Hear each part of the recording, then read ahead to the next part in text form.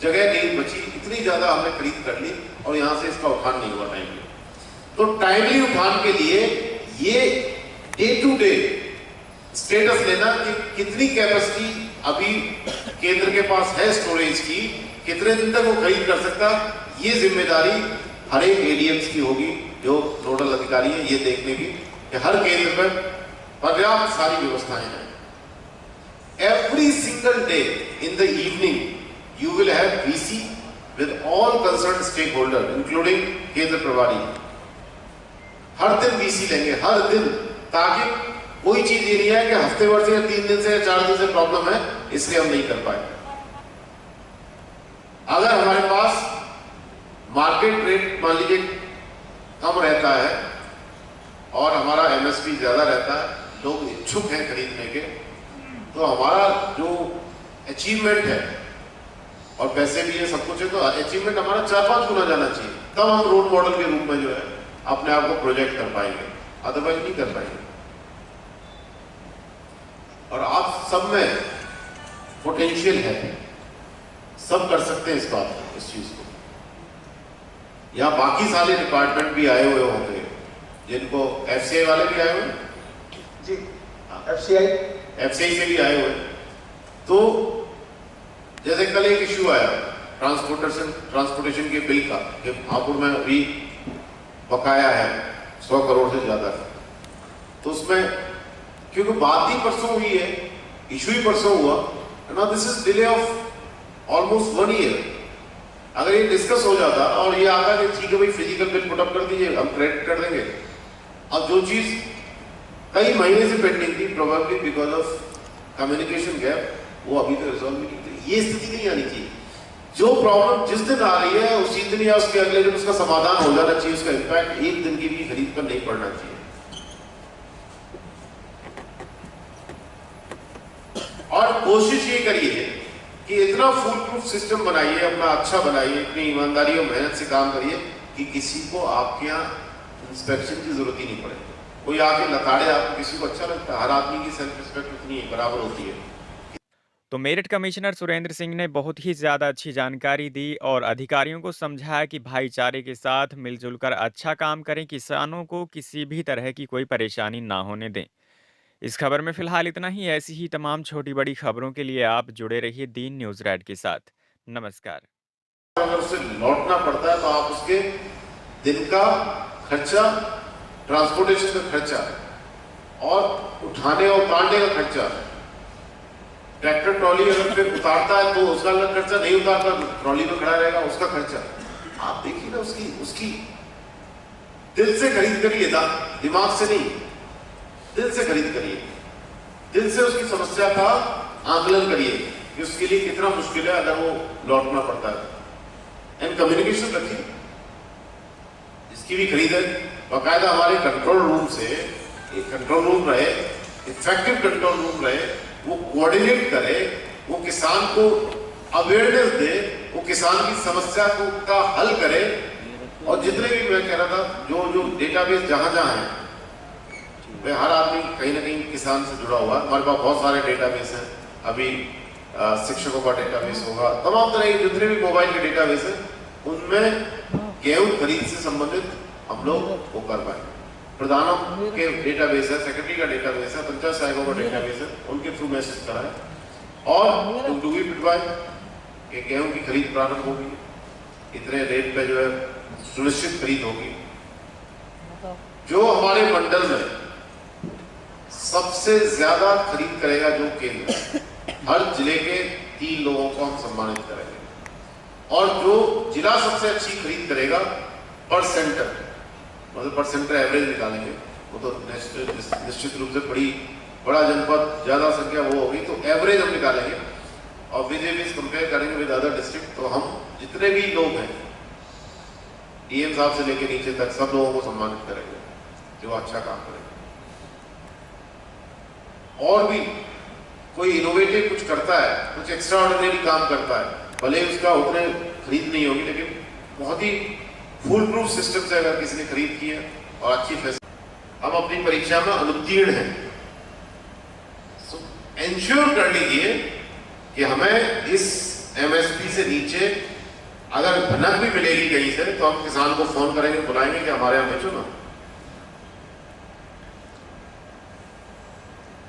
कई को लगता है भी चाहे कम खरीद लो चाहे ज्यादा खरीद लो, फर्क क्या, तनख्वाह तो उतनी मिलती है। सरकारी सिस्टम में कई लोग जो बहुत काम करते हैं वो सेल्फ मोटिवेशन से करते हैं, और जो बहुत कम काम करते हैं वो इसलिए करते हैं उन्हें लगता है तनख्वाह तो पूरी मिल रही है। तो सेल्फ मोटिवेशन का जो, या आपकी जो प्रोडक्टिविटी है, आपके जो कर्म है या जो खरीद करोगे। नमस्कार, आप देख रहे हैं दी न्यूज़ रेड और मैं हूं आपके साथ ललित। मेरठ की चौधरी चरण सिंह यूनिवर्सिटी के प्रेक्षागृह में मेरठ कमिश्नर सुरेंद्र सिंह ने मंडल के सभी अधिकारियों के साथ मीटिंग ली और किसानों के लिए उनका गेहूं खरीदने के लिए सही दाम और दलालों से बचने के लिए उन्हें सही तरीके से जानकारी दी, और साथ ही बताया कि ईमानदारी से किया गया काम बहुत आगे तक जाता है और जब तक किसान और अधिकारी आपस में भाईचारे से मिलजुल कर काम नहीं करेंगे तब तक काम अच्छा नहीं होने वाला है। उन्होंने सभी से कहा कि किसानों को किसी भी तरह की कोई परेशानी ना हो। अपनी फसल बेचने में और अच्छा करने के लिए कोई भी अधिकारी या मंडल लेवल पर या फिर यूं कहें कि जिले के लेवल पर अच्छा काम करता है तो उसे मेरठ कमिश्नर सुरेंद्र सिंह की तरफ से पुरस्कृत भी किया जाएगा। ज्यादा जानकारी के लिए रिपोर्ट देखिए। सबसे ज्यादा खरीद करेगा जो केंद्र, हर जिले के 3 लोगों को हम सम्मानित करेंगे, और जो जिला सबसे अच्छी खरीद करेगा पर सेंटर, मतलब पर सेंटर एवरेज निकालेंगे, वो तो निश्चित रूप से बड़ा जनपद ज्यादा संख्या वो होगी तो एवरेज हम निकालेंगे और विद कंपेयर करेंगे विद अदर डिस्ट्रिक्ट। तो हम जितने भी लोग हैं DM साहब से लेकर नीचे तक सब लोगों को सम्मानित करेंगे जो अच्छा काम करेंगे।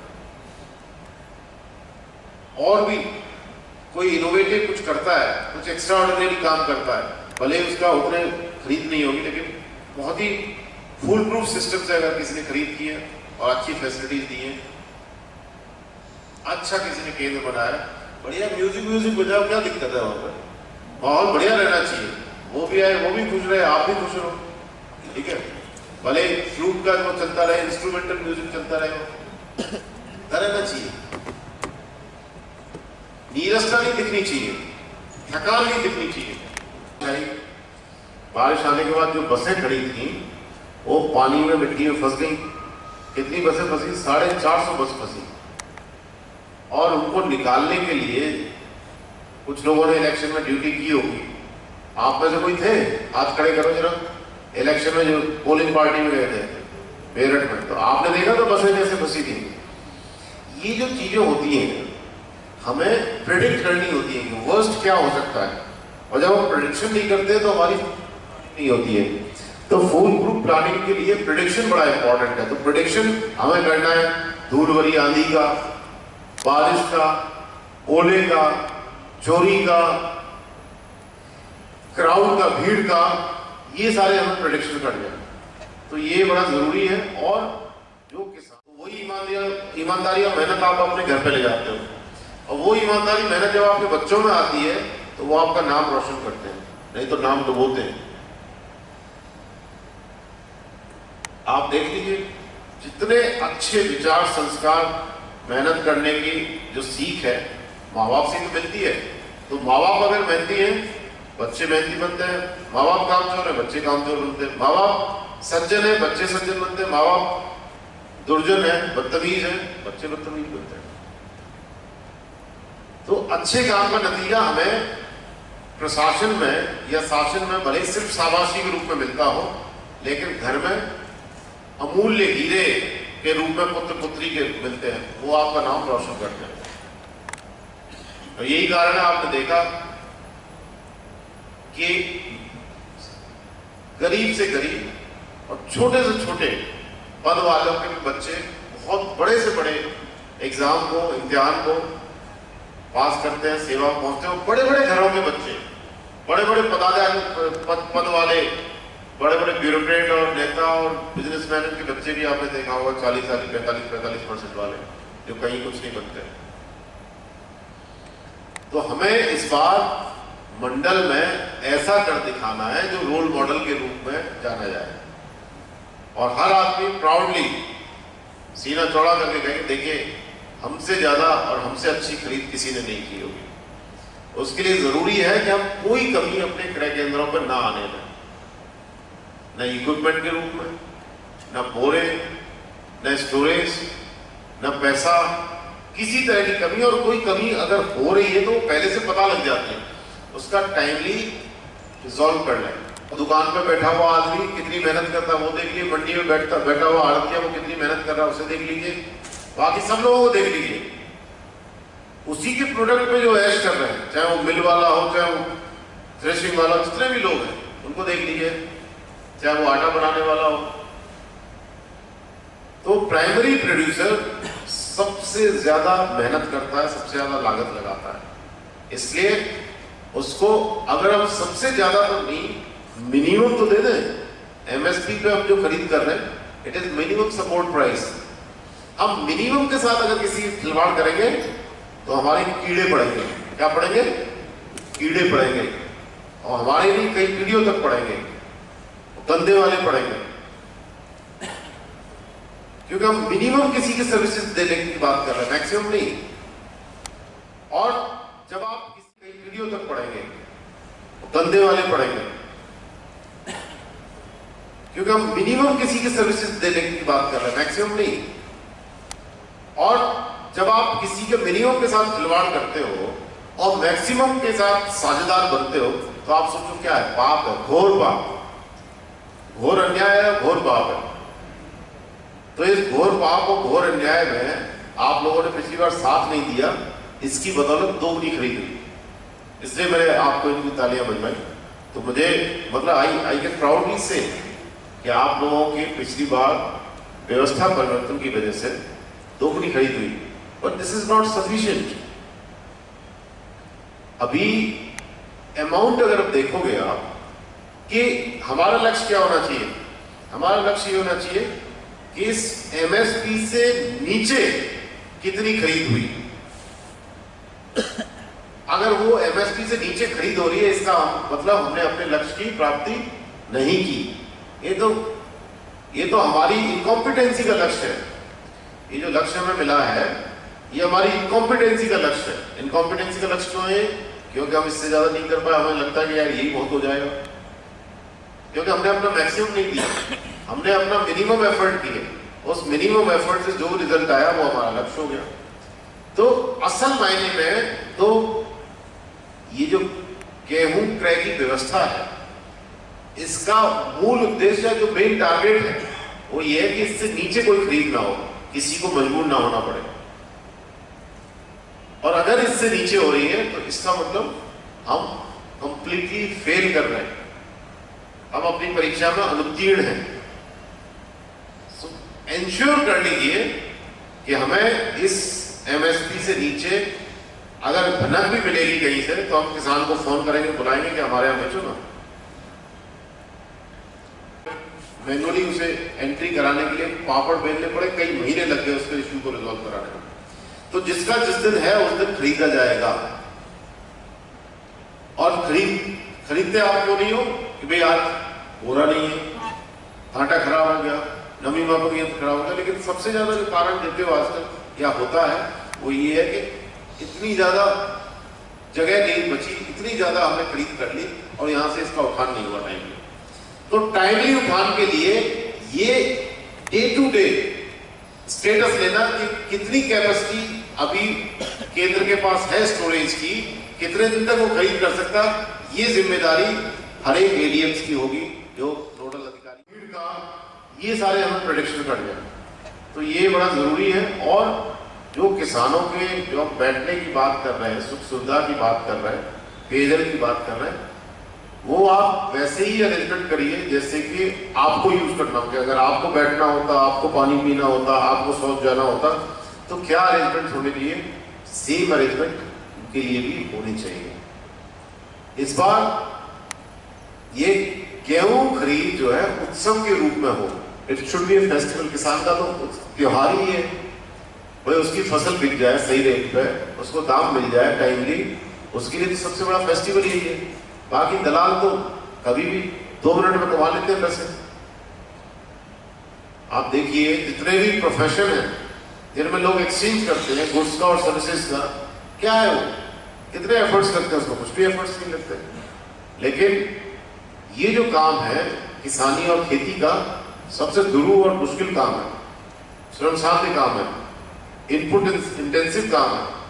कितनी सारी इनपुट्स के बाद, कितनी मेहनत और कितने रिस्क के बाद उसको एक प्रोडक्ट मिलता है जिसकी सही दाम के लिए आपके पास वो पहुंचता है।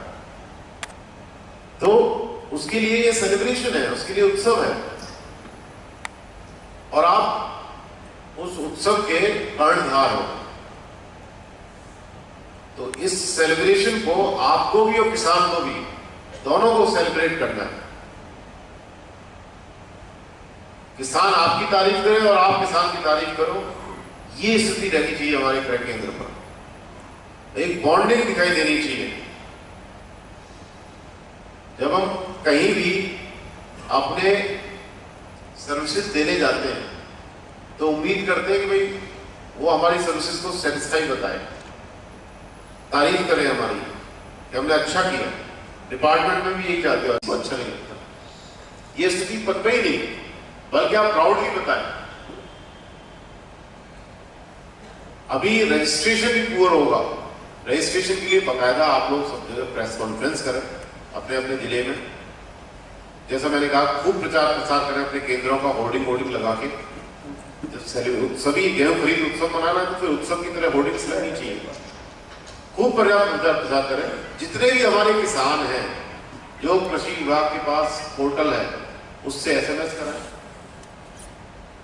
भरोसा दिलाएं लोगों को कि आप आए। क्योंकि एक बार अगर व्यक्ति अपने प्रोड्यूस को लेके, उपज को लेके